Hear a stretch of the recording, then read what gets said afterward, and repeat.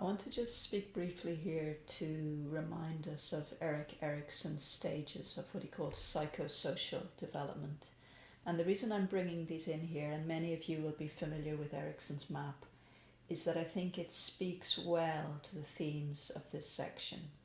Because he speaks about in the era and the age, don't be too linear about the age, but he talks about, say, 40 to 65, which would now probably be 40 to 75 or 80, as being a stage of generativity versus stagnation.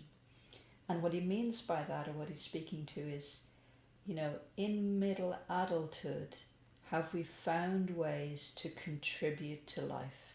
Have we found satisfaction in a sense, passing our life energy or offering our gifts out beyond ourselves to the whole?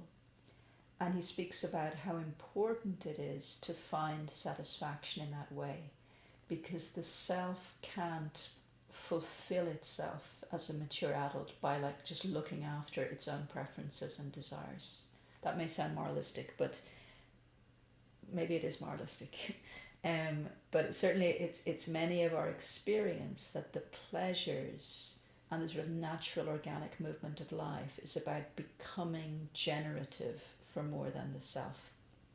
And then what he says about the last stage of life, which again we know has become much later and more extended, but that the tension point there, or the axis, is between integration and despair.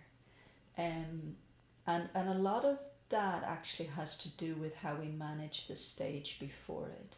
So the more we've succeeded in giving ourselves to life, the more integrated and able we are to step back into a sort of more witnessing, digestion, absorption, sort of elderhood that is less fraught.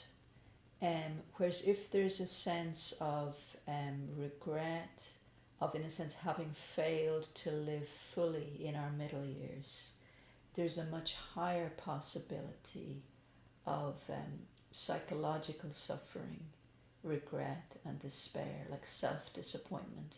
Because as we all know, as we get older, there's less time to fix or to recalibrate let's say decisions or orientations we had in our middle years or our younger years. So that in one way, and we all know this, it's kind of I suppose it's obvious in a way, but it's no harm to be reminded, is that the more we can orient kind of prior to the end of life, the more we can build our capacity to be generative, but also to mourn losses and to know how to move through things that are hard. The more momentum, the more habit, the more skill and grace we have in surfing the new movements of being older. So I'll leave it there, but I'll pop in a little link to Erikson for those of you who are just interested, because if he fleshes out the detail of kind of why this matters and what the contours of his thinking are.